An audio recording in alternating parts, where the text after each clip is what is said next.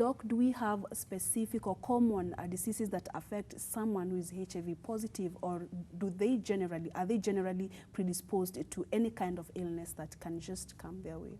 So it's important to make a distinction between being HIV positive and having AIDS. Yeah. When you're HIV positive, you have still a good, robust immune system, and most of the time you don't have any symptoms.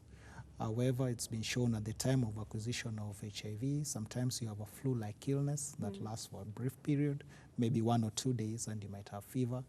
And it's something that we will not remember most of the time because flu-like illnesses are very common in our setting. Once your immune system deteriorates to a level, we say you have a CD4 count below 200, and you use CD4 count as a marker of telling us how good your immune system is. Now, the CD4 is one of the immune cells that we call T lymphocytes, and this one is like, if you think of a choir, is like the choir master in an orchestra. So it coordinates your immune system. And if this is attacked by HIV and their numbers decrease, then you can imagine what happens to your immune system. It crumbles, and at levels of about 200, then you get many diseases that normally, as I said earlier, will not cause a problem for you.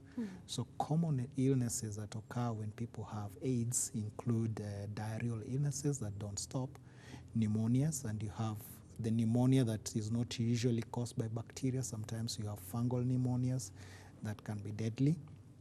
You also have meningitis, and usually caused again by unusual microorganisms. So usually meningitis in those who have a good immune system are caused by bacteria, but you find in HIV population you have bacteria as well as fungal pneumonias, as well as pneumonias caused by other microorganisms.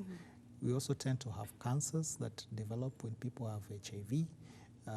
Cervical cancer is much more common and aggressive in women who have HIV.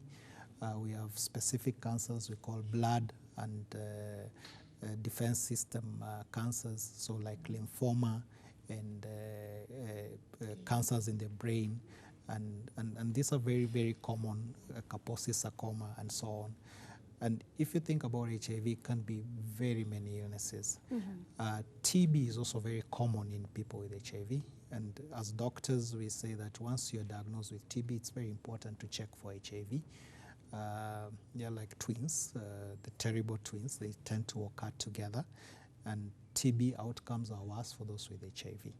So when you think about symptoms of HIV, I'll say that it's good not to wait for symptoms because most of these illnesses are life-threatening, and it's always better to know your status so that we can intervene to prevent you progressing to AIDS.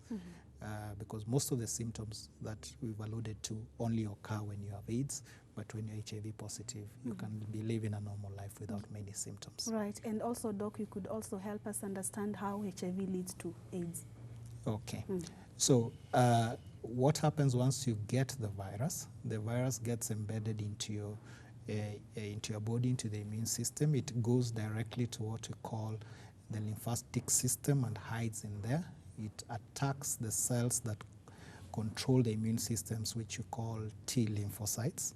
And specifically in that T lymphocytes, it attacks one called CD4. And that's why we use this marker called CD4 count to determine on how good your immune system is. Once it gets into the cell, this virus incorporates itself into the cell's DNA and changes what the cell does and use the cell to become a factory to manufacture more virus. So this process can be very fast, within 6 months to 1 year, but majority of people, it really takes a long time. It also depends on the kind of virus that you have. HIV has got different strains. So there is one called HIV-1, which attacks and causes much quicker progression to AIDS. Then there's another one called HIV-2, which has a slower progression.